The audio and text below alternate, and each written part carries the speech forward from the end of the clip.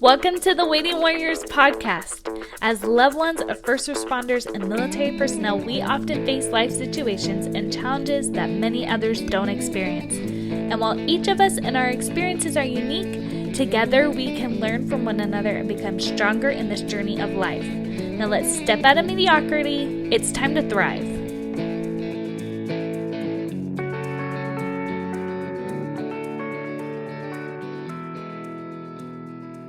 Hi, Waiting Warriors, and welcome to a very, very special episode of the Waiting Warriors podcast.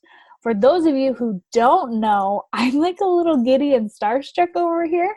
We have Corie Weathers with us, and welcome to the show, Corie.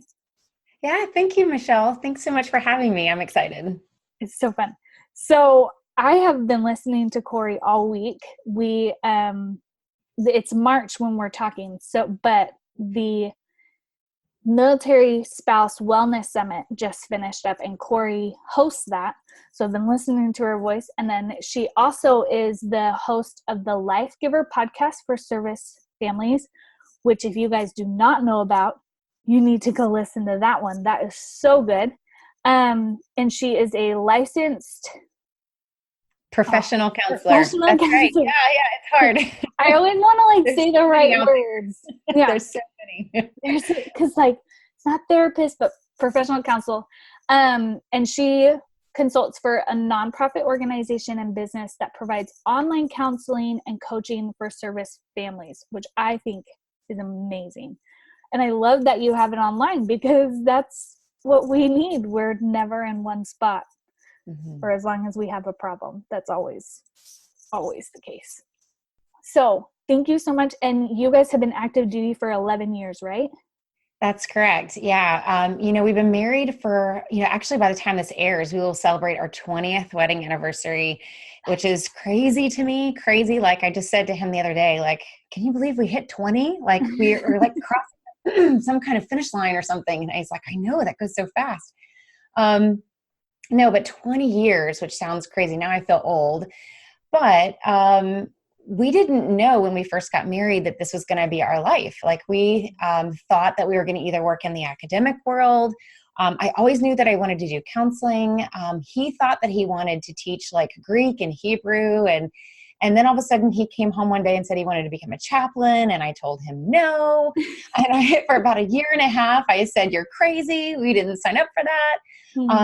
But long story short, it is exactly what he was created to do. And we just would not even turn back. It's the best thing that we could have been called to do with our lives. Mm-hmm. So is he a chaplain?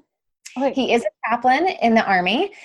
He also has a counseling degree, although he hasn't gone the route of licensure because it's not as necessarily, you can do that as a chaplain, but he just has not found that that's something that he really wanted to do yet. He's really more strategic minded and loves the ethics behind things. And so, but he is a chaplain and we are currently in South Carolina. He is teaching what I like to call baby chaplains at the boot camp that they have here. At Fort Jackson. And so we're loving that. It's full circle. So, where he first started, now he's teaching those chaplains. And so that's been a blast.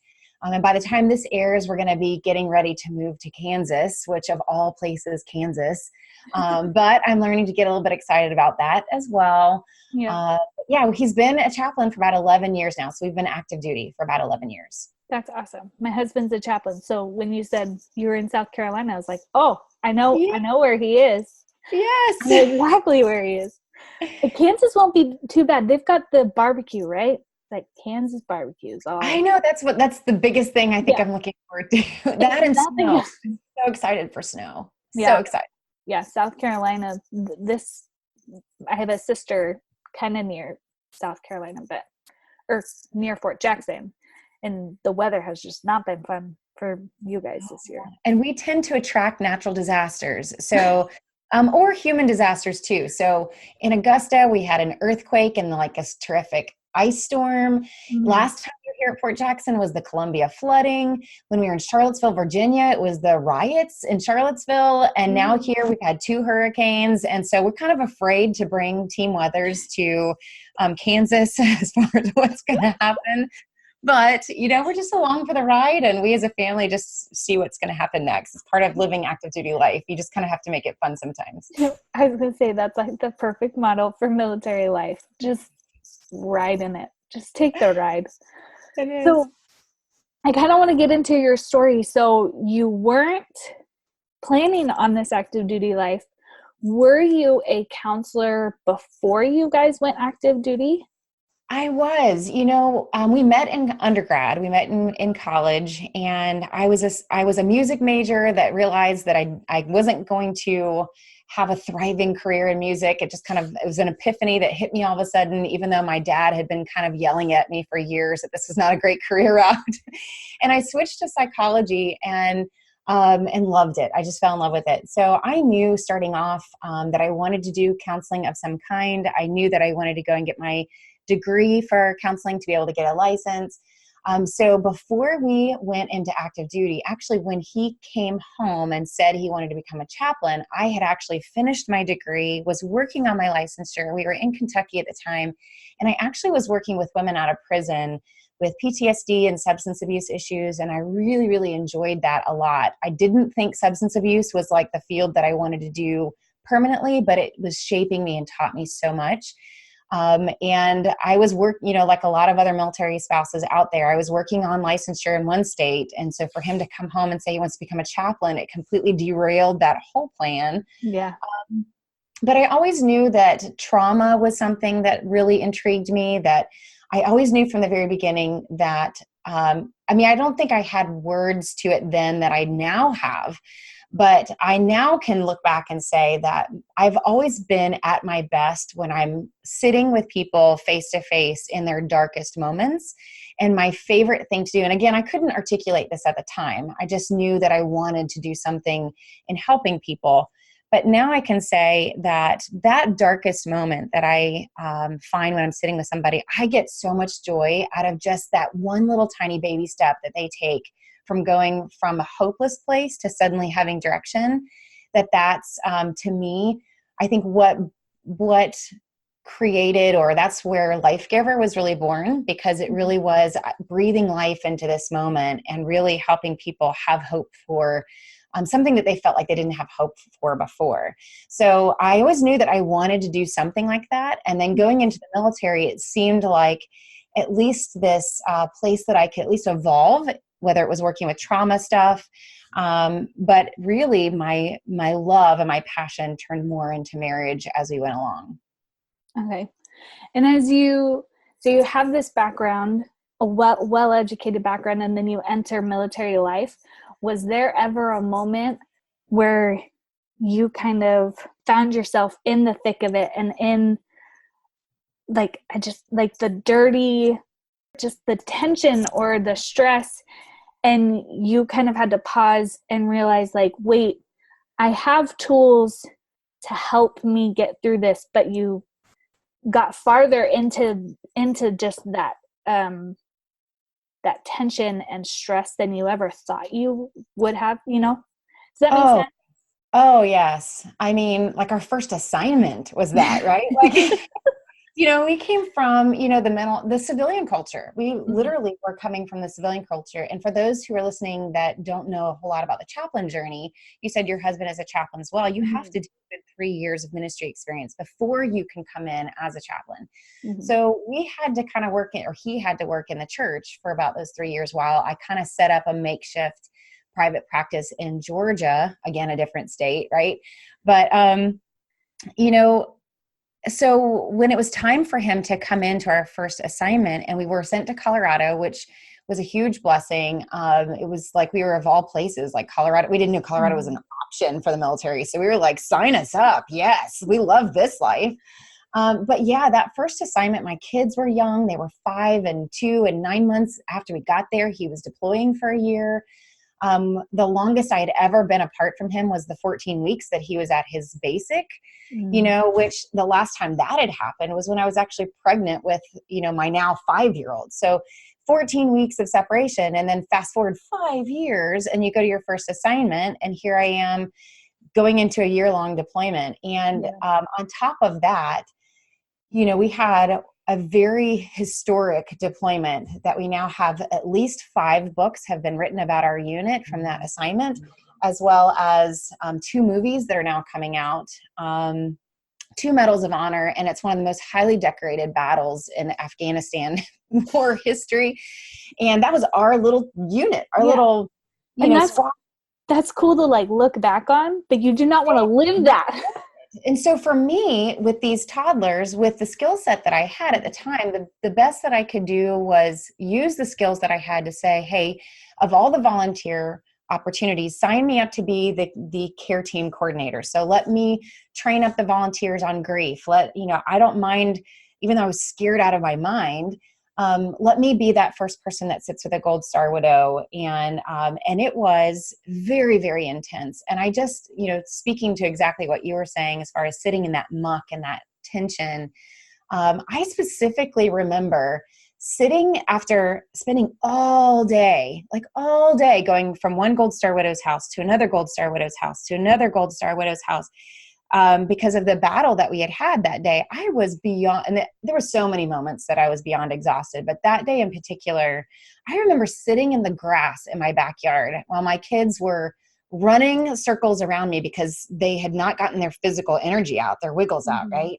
And I don't have a husband to do that rough and tumble. If some of those, especially wives that are listening, know that if you have boys, they just need that guy roughing around. And I was so exhausted from trying to play that role, but then on that particular day, I was just staring. I was just staring through the fence to the farthest distance that I could possibly put my eyes on. And I was not functioning. And had it not been for my neighbors, honestly, there's no way that I would have gotten through that season. And there's been so many moments since then. Even, we're getting ready to drum up, I think probably our 7th or 8th move now, and it's still overwhelming to me. So I think that, all the skills in the world sometimes don't prepare you for this lifestyle. And thank goodness, right? Because if they did, then, I would be flawlessly going through this experience of life, and we wouldn't relate to anybody. And I'm so thankful that we have this community to rely on for that level of support, because when it all comes down to it, you can't do anything without each other. Yeah. So your whole mission is to breathe life into marriages.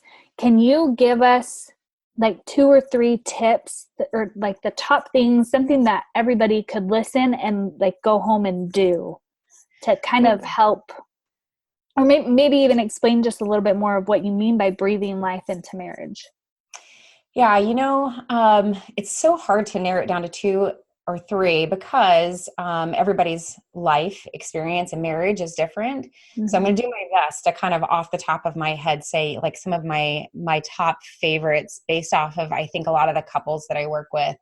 And to me, this came from what does it mean really to breathe life, right? If you're going to breathe life into something is stalled or stagnant or dead or numb even. And I run into so many marriages, and I've even experienced in my own marriage, even within that 20 years, moments where you have this crisis moment of can we really do this? Are we going to be able to heal from this or move forward? Or is there a future for us? We all experience those kinds of questions, I think, in our marriage.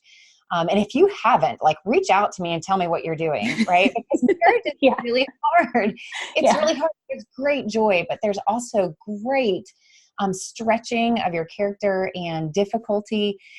And so to me, I had read a book by Tammy Maltby. It's an older book called Life Giving.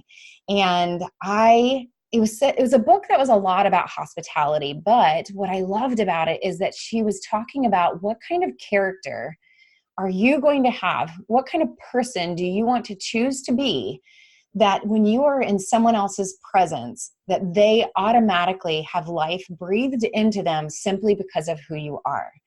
And whoever it is that you are, it's not all about what you're doing in that moment or whether or not you have all the right answers.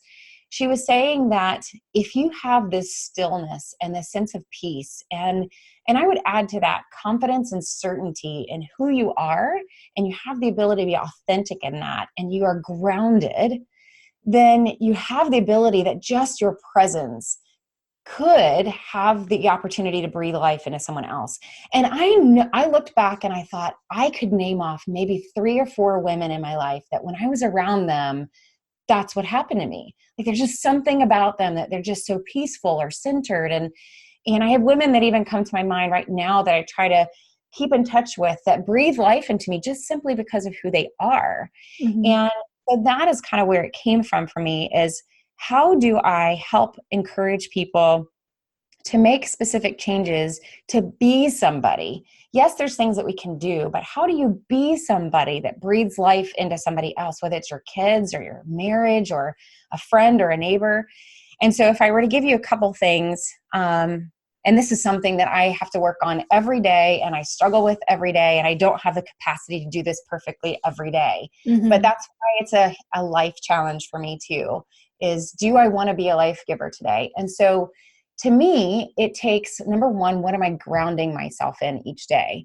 And so I am even learning, even now with kids that are now teenagers, I can't believe I'm saying that, but I have to have a time to ground myself every day and remind myself who I am, whose I am, and what my purpose is. Because if I don't do that, I am like distracted all day long, and the world just kind of pulls at me, and I feel confused and just irritable, honestly, and exhausted by the end of the day. And so I think that's number one. And I think for so many service marriages in particular, we have such a chaotic lifestyle that sometimes you feel like your lifestyle is running you instead of you running Mm-hmm. your day, or I don't think we can run the lifestyle, but we can choose how we spend our day and where we center our minds.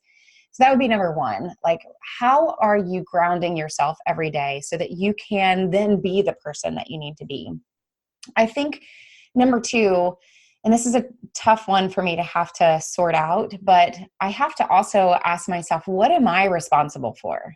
Like, I'm responsible for me, and I can't control anybody else but me. I can't control my spouse. I really realize that I can't control my children, even though we try. And so I can control myself. And so a lot of times with couples and in my own marriage, I have to ask myself, I can control my reaction. I can control timeouts and taking time to go figure out what my thoughts are, my feelings are, figure out how I'm going to communicate those responsibly and in a Mm-hmm. healthy way. And you'd be surprised what kind of person you can be and what kind of life you can breathe into people's lives when you just slow yourself down long enough to decide how you're going to react to your lifestyle and react to what's happening in front of you. So maybe I'm going to pause at those two just for a second and kind of toss it back to you and see what you're thinking. Because I could keep going on and on with other things, but those would be the top two. Yeah. Um, of what does it mean to like breathe life into your marriage, and I think into your own life at least. Mm-hmm. So how do we do that though when, because military and first responder life is just crazy. It's stressful because I know a lot of, whether it's military and your husband's on a deployment, or it's first responder and they're physically in danger, and you just can't help but get tense and kind of drawn into yourself and stressed out. How do you ground yourself, and how do you just kind of realize that you only have control over yourself and be at peace with that though? I think that's such a good question. And I think the only way for me to answer it is to be really authentic in my answer. And honestly, I think that's what everybody would want from me anyways. Mm-hmm. And so some people may not like this answer, but I will tell you what I've personally experienced.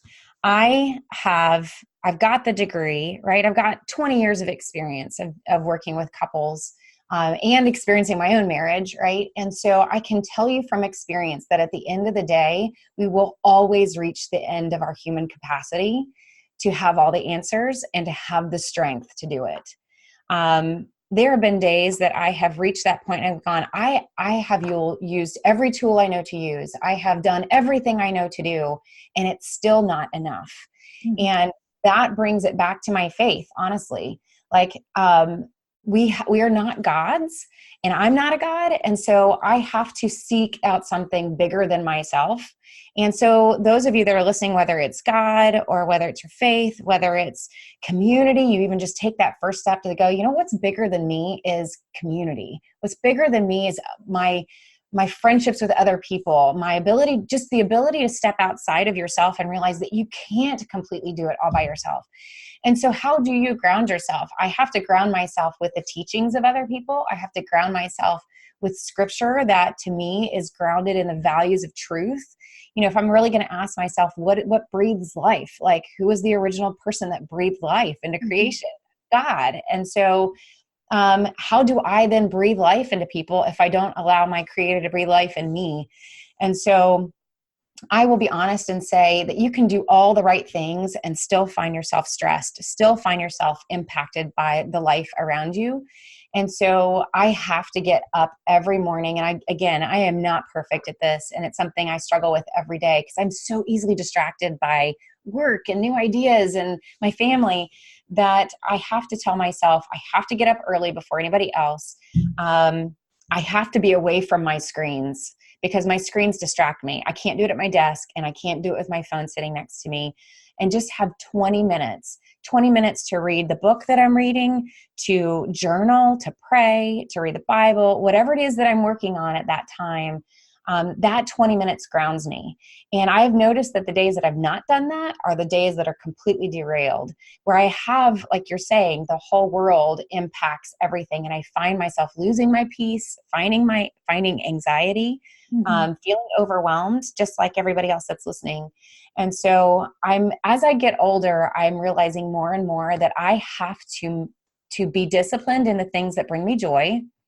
And if I'm not good at disciplining myself, which most of us are not, there's only a few people that have the talent for that. And I am not one of those. And most people aren't either. And so I have to create the opportunity for that to happen. So my schedule doesn't start until a certain time every day. I have to create the routines that force me to do that every day, or I will completely derail it. I know now, if I wake up and look at my phone, it won't happen.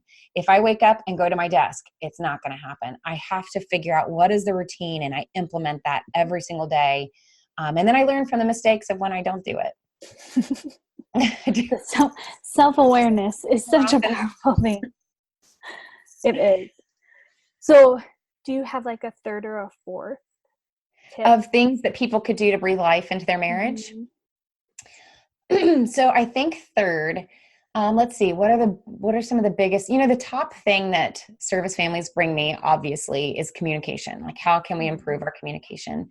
And so I don't want this to sound like an overgeneralized answer. And so I'll try to expand just a little bit. But a lot of times the the issue behind communication is that we are approaching marriage with the wrong motives. And that could be lots of different things.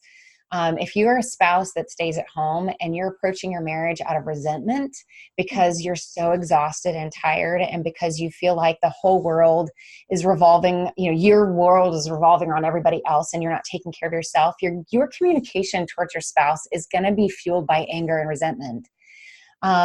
If you are looking at your spouse and you're only seeing all the things that they're doing wrong, that motivation is going to just encourage just conflict. And so a lot of times taking a look at what are we bringing to communication in the first place. And I find that most couples at some point in their marriage go from, oh my gosh, I love you, you're my exact opposite, you like complete me. They go from that to like, you are driving me crazy. And why won't you do it my way? Like, my way is better. I have Why do you not see this? Right? I've researched it. I've implemented it. The kids respond to it. And I just need you to come home and do it my way. Right. And then you have conflict and everybody wonders why. And so a lot of the work that I do with couples is to help them see the strengths in their spouse and shifting that mentality from, the only reason why your spouse does it that way is because they have an actual talent to do it that way. And that doesn't mean that they should do it every time that way and it works for every situation.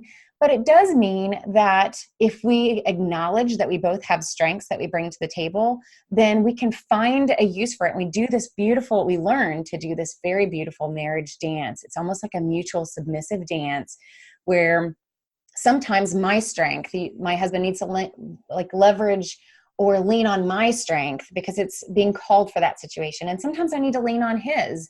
And sometimes we put the two together and we're a better team because of it. So a lot of, as far as what improves communication is changing our perspectives and adding a little bit of grace to that to go, you know what, I'm going to be graceful towards my spouse because they have a different set of strengths that I have. And I need to be graceful in the fact that they are bringing their day with them, right? You're bringing your day and they're coming home and they've been through a series of experiences that day, or they're coming home with a series of experiences from that deployment.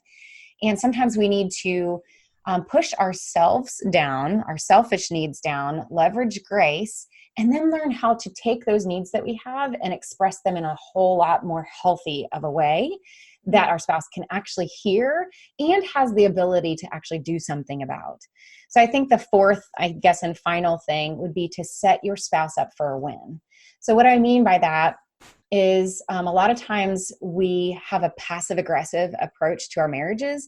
Let's say they come through the door at the end of the day and we're just exhausted and worn out. And we're just like, I'm just going to wait for him to notice how exhausted I am and wait, right? It's a knowing laugh, isn't it? No, I never do that. I never ever. No. Right. And so they come home and we're so exhausted and tired. And we just wait for them to go, oh, honey, you look tired. Would you like for me to take the children and you go for a walk or a bath or go shopping? Like nobody does that. And we have this expectation and we don't even realize that we're testing them. And they're going to fail every single time if we're going to passively aggressively test them. Mm-hmm. Especially when it's not fair to our spouse if they don't know that they're being tested. At least let them know, right? Like tomorrow when you come home from work, here's the test and here's how you can pass or fail. Yeah. Like at least let them know. And so the better way to do this is to set your spouse up for a win, because here's the thing. Your spouse wants a good marriage too, and so do you. And they want to win. They just as much as you do, they want to feel like they're doing something right in marriage instead of always doing something wrong. And so if you can just tell them how they can get it right and tell them when they can get it right, I guarantee you they're more likely to try to get it right. Yeah. So instead, tell your spouse, hey, before they even get home, when they hopefully call you on the way home, I'm on my way home, hon, do you need anything from the store? You can say, no, I've actually gotten everything from the store, but I'll tell you what, I've had a really rough day and I might need 30 minutes. Once you get home and you get settled, I might need 30 minutes just to take a walk or a break. And that would really do this, this, and this for me. It'd make me love you more. It'd make me, whatever it is, right? Not spinning it negatively, spinning it positively. And what that does is they want to win. They now know how to win. There's no passive aggressive test happening and everybody wins in the end. And so you'd be surprised what happens in your marriage and how life is like breathed into you and your marriage when you can set your spouse up for a win by telling them in a kind way. Not in a manipulative way. I always tell people communicate with kindness. Even the tough truths, we have to communicate them in kindness. Mm-hmm. Tell them specifically how to win. Yeah. Well, I like that because it's almost like we're changing our perspective and we're not assuming the worst of our spouse, because I think when we test them, then we're assuming that they don't want to help us, that they aren't recognizing our needs. Whereas it's like, who is ever going to recognize those needs unless you tell them, or unless they come and see the children, like the moment they come in is when the children are freaking out and They see your face turning red and like you're going to lose your mind, and then they send you on a walk. But unless they come in the thick of it, they're not going to see, and no one ever would except for some mind reader, but nobody's a mind reader. Right. And Michelle, can I just add something that's specific to service families that I'm seeing a lot, is that we need to remember who we're married to. And this goes for both sides. This is not me saying that, hey, spouses at home, you need to revolve around your serving spouse, because I know that I'll get a lot of negative feedback if that's what I'm saying, because everybody's so tired already. That's not what I'm saying. Mm-hmm. But a key component in us succeeding in service marriages is, yes, they need to understand what our experience is as a spouse of a warrior or a spouse of a serving spouse. That is important. And we need to learn how to communicate that well, without the expectation that they fully 120% know exactly what that's like, because they can't. Just like I can't imagine what it's like for my husband to be a chaplain on a deployment and zipping his friends up in body bags. There's no way I will ever understand that. Mm-hmm. Unless you're a dual service couple, then we have a little bit more understanding. But we need to remember who we're married to, and remember how not only are their personality that was drawn to this service lifestyle, but also the skills that the service lifestyle has asked of them that has habitually changed them over time. And so this is what I mean by that. I've had so many conversations with, especially some of our special forces, special ops, SWAT team couples. But I mean, this applies to anybody really, but you really need to ask yourself, I was talking with a spouse of a sniper this past week, and she was really frustrated at her husband because he was coming home and he just seemed very cold and didn't have any empathy. Now, I'm not giving him a pass and saying that you can be cold to your wife and not work on that in your relationship. There needs to be appropriate boundaries, and there always needs to be warmth in the relationship. But we also need to remember that our serving spouses are called to a job that requires them to, for most of them, an ability when called upon to take another life, right? Yeah. And so for some, not all, but for those that are married to a serving spouse that have that requirement on them, you need to ask yourself, what is it that they have to do within themselves in order to do that job?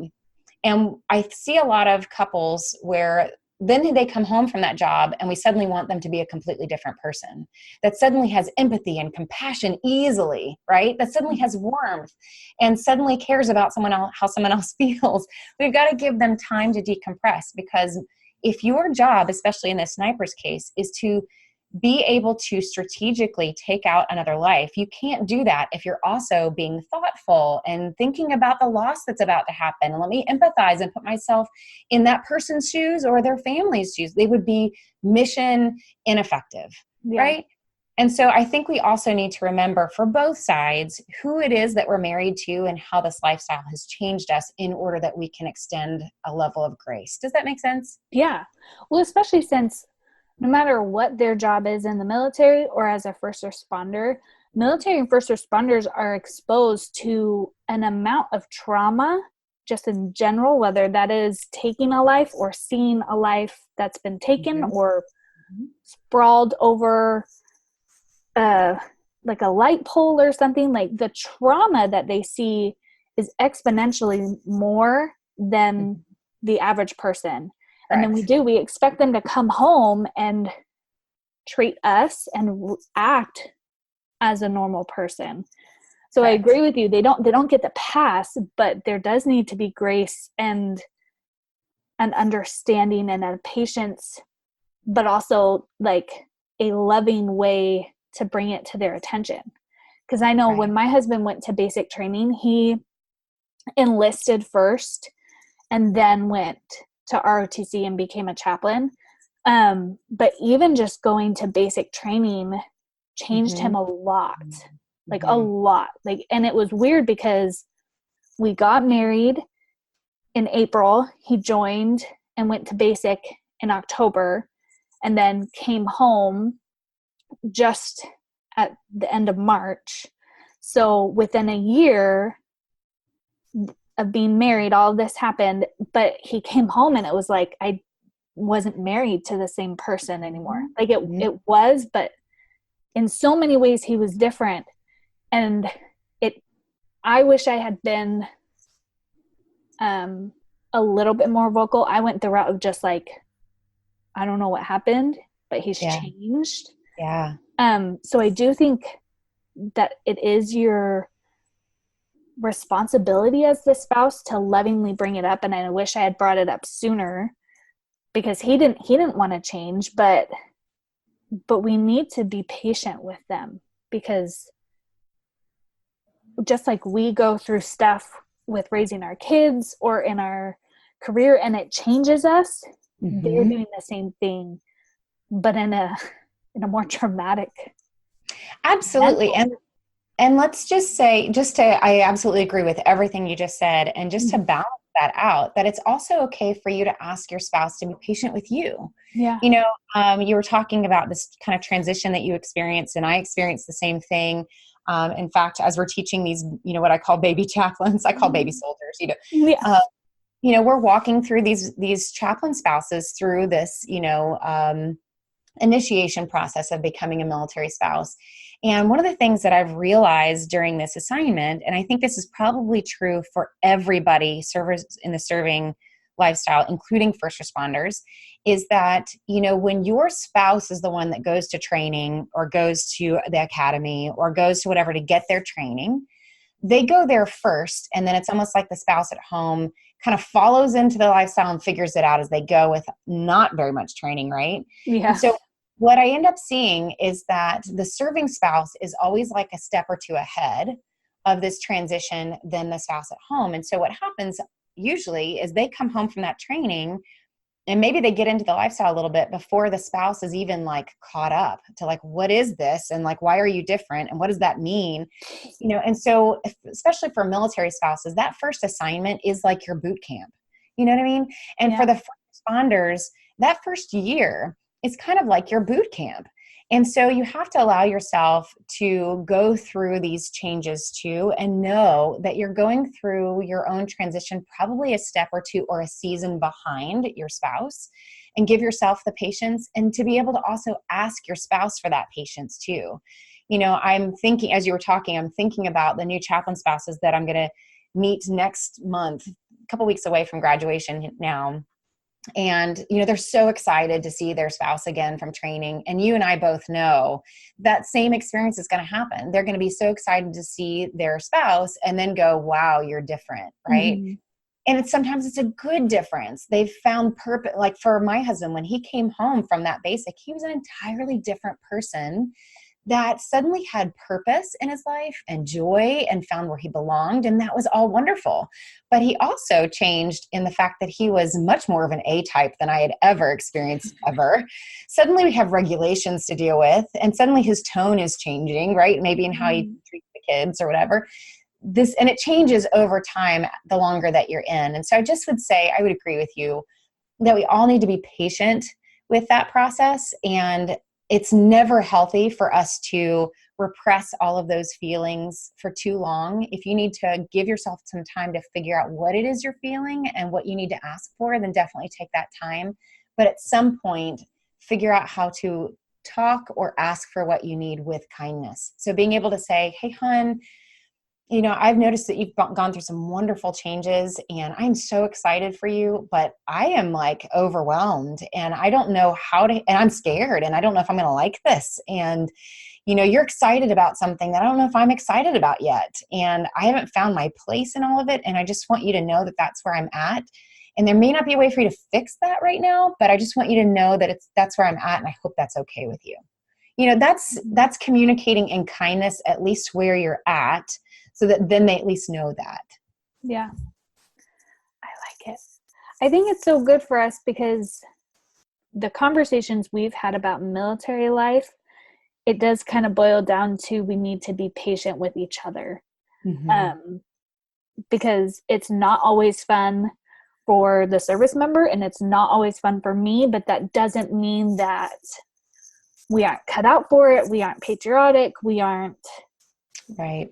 anything. It really just means that we're not superhumans who can handle the craziness that it is to serve our community and country the way that we've been asked to serve. And that's okay. Yeah, absolutely. And that's one of the reasons why I think I got as passionate as I did about serving families, because the more spouses that I saw in my counseling office, the more I realized, wow, everybody, including me, we're all feeling this way. Mm-hmm. And we need to start talking about that out loud. It doesn't make you unpatriotic. It doesn't mean that you're falling apart. It just means that this is a rough season and you're not superhuman. And that's where I started to pick up on some of these themes that I felt like needed to be addressed in a much bigger way, other than just in the counseling office, which I love, Mm-hmm. but picking up on these themes that everybody's dealing with. Yeah. So I want to ask you one last question that we Yeah. always end with. What is your key to thriving that you want to share with your fellow waiting warriors? Okay, so I think that, again, this is going to sound cliche-ish, but I'm going to say it very strongly because I really mean it. Um, we could talk all day long and list, all day, what are ways that we can take better care of ourselves. Mm-hmm. And everybody listening would be able to say, oh, yeah, yeah, yeah, I need to sleep better. I need to exercise. I need to eat better. I need to do, all these things. But the real question is, why aren't you doing it? Because the epidemic in our marriages right now is that both sides are not doing a good job taking care of themselves. And we tend to be a culture that serves everybody else before ourselves, including your serving spouse, if you're listening. Yeah. Everybody tends to love people, love their community, love their country, and serve somehow, serve your children, serve your family, serve your husband, whatever. And we all know, what does it mean to take what are some activities that I can do to take care of ourselves? But if we're not doing it, then we can't blame other people, especially our spouse, if we are burned out. Like, so as far as my key to thriving, especially now that I'm in my 40s, I realize that nobody can take care of me but me. And Mm-hmm. that sounds really obvious, but I would bet most people listening don't implement it. And that means that I have to say no to certain things. And that also means that I have to be an advocate for myself. So if you physically are not feeling well, then go and do whatever you have to do to get your body healthy. Go to the doctor, go to the chiropractor, go to find that trainer, whatever is going on, go to that physical therapist, whatever you have to do to get your body healthy. You can't wait for someone else to do that for you. If you're finding yourself in a place where spiritually and emotionally you're not in a good place, nobody can fix that but you. You've got to start picking up that book or setting aside that 20 minutes, getting up before everybody else does, and do that because you deserve it. You are worth being a better you. And if you don't do it and take control of you, then nobody else is going to do it for you. And at the end of the day, who are we actually going to complain to that didn't happen? Mm-hmm. So my key lately is I've gone through a year where everything that I felt like I needed to address, I found a way to address it. When my body wasn't feeling right, I went and took care of that. I, try in each assignment, if I'm able to, depending on how long we're there, I go see a counselor too. Like I get those checkups because I'm not a God and nobody is. And so we have to do those things to make sure that we're in a healthy place. So I think that would be my encouragement to whoever's listening is whatever, and you know what it is, because you're probably thinking about it right now, whatever that thing is that you're not doing that you keep saying, if I just had an hour, this is what I'd go do. You need to carve that time out in your schedule to do that for yourself because you're worth it. Yeah. And I like how you brought up just asking yourself that question. Like, we all know we need to be doing those things, and we all know what we need to do at a basic level. And just asking yourself, why are you not doing it? Right. Because there really is no good answer for not. There isn't, and I recently started doing, just to give an example, I recently started the Whole30, right? Some people have done that before. And I put it off for so long. Why? Why did I not want to do that for myself? And you don't have to do Whole30. You can do something else. Like, I'm just using an example of nutrition just for a Mm-hmm. second. I knew that taking that step would make me feel better, would bring some level of health and self-care into my life. And so really what it came down to is why wasn't I doing it? Why wasn't I starting it? Because I didn't feel like it and because I knew it would be hard and I wasn't ready for it. And that's kind of hard to accept. And once you accept that, you go, you know what? I can't blame anybody else but me if I'm not going to fit in my pants, right? Right? I have to decide what am I worth it enough to do something that's even hard? And if you can't do it and you need that accountability, then go find somebody to do it with you. But you have to decide, this is something that I want for my life. And I can tell you, after 2 weeks of doing it, I feel remarkably better. And it wasn't as hard as I thought, right? So asking yourself that question is so important. Yeah, I like it. Well, thank you so much. I feel well fed, and I feel like you're a person who kind of breathes life into people. And so thank you so much. Thank you so much for all you do, for your podcast, for coming on the show. This has been amazing and a really, really big special treat for me personally. Michelle, it was so my honor. Thank you for what you're doing and how you're investing in lives too. I have no doubt that you're a life giver as well. And so I'm thrilled that we're out in this space doing it together. Yeah, totally true. Well, for all of you waiting warriors out there, have a good week. Find ways to just do one thing and ask yourself that question. If you know what you should be doing to take care of yourself better, why aren't you doing it? And just make that plan. Get it going, because you are worth it. You are. That's like the whole theme of everything I ever say. Like, just do it. It's hard, but you can do it.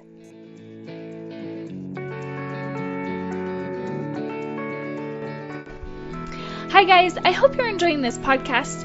I know I've been learning so much, so please share with any friends and family you know. Whether you know someone who is a waiting warrior, or if you just think one episode can shed some light to friends and family about what you're going through. Share! And always remember, we're stronger together, and here we can thrive. Until next time, have an awesome day.